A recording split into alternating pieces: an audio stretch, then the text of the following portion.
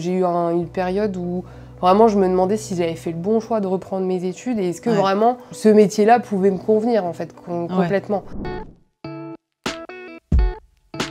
Salut Tracy, ça va? Ça va et toi? Ben, au top.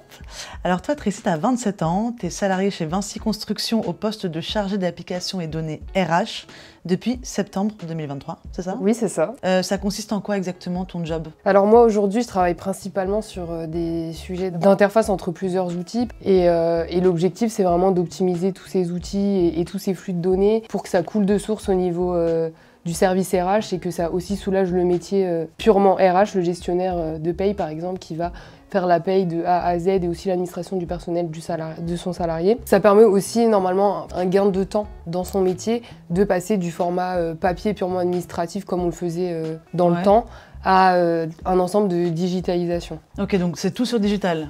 Oui, l'objectif de Vinci Construction est de digitaliser l'ensemble de ces process RH. Chargée d'application et données RH, est-ce que c'est le métier que tu voulais faire toi avant d'intégrer Vinci?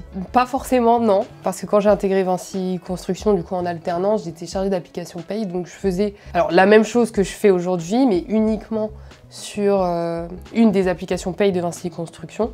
Et qui était aussi que sur le périmètre France de Vinci Construction. D'accord. Donc j'ai fait mon alternance là-dedans.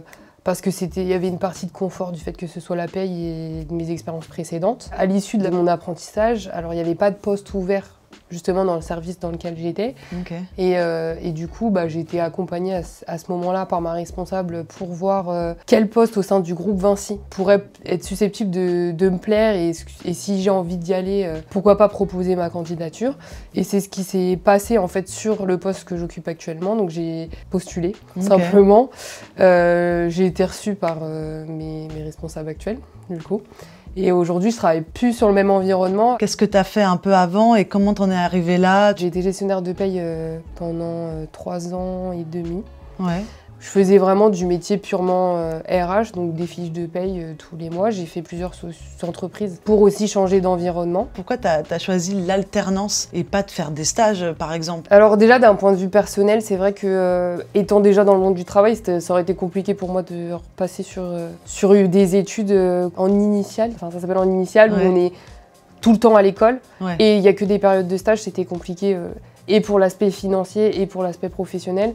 Et c'est vrai que j'avais déjà fait de l'alternance en paye et ça avait permis de développer certaines compétences qu'en quelques mois de stage, j'aurais pas forcément acquises.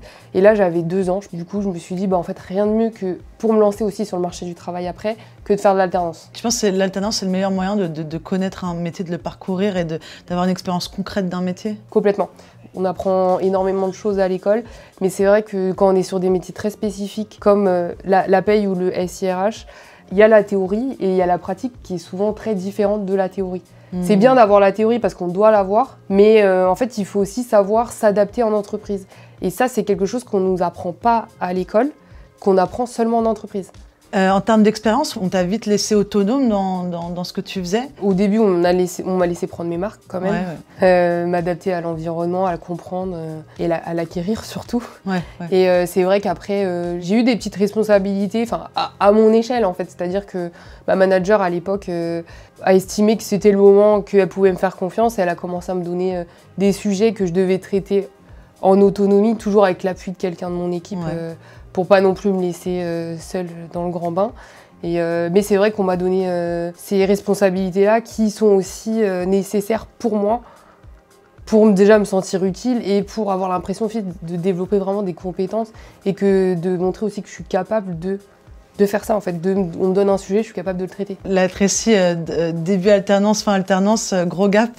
Gros gap, oui et non. C'est vrai que j'ai pris plus confiance en moi. Enfin, mon nouveau poste a été un nouveau challenge en fait, sur lequel j'ai réussi à prendre mes marques rapidement et ça j'en suis très fière. Au-delà d'être très contente, je suis très fière aussi de montrer que je peux prendre mes marques rapidement et que j'arrive. Tu t'adaptes en fait. Oui, voilà, complètement. Et c'est vrai que je me sens encore bien chez Vinci Construction, donc ça y fait beaucoup. Est-ce que vous avez, je sais pas moi, pas mal d'afterwork, d'occasions de vous retrouver aussi? Alors oui, notre DRH organise des rencontres avec ses équipes à l'extérieur. Je crois que c'est une fois tous les 4 mois, un truc comme ça.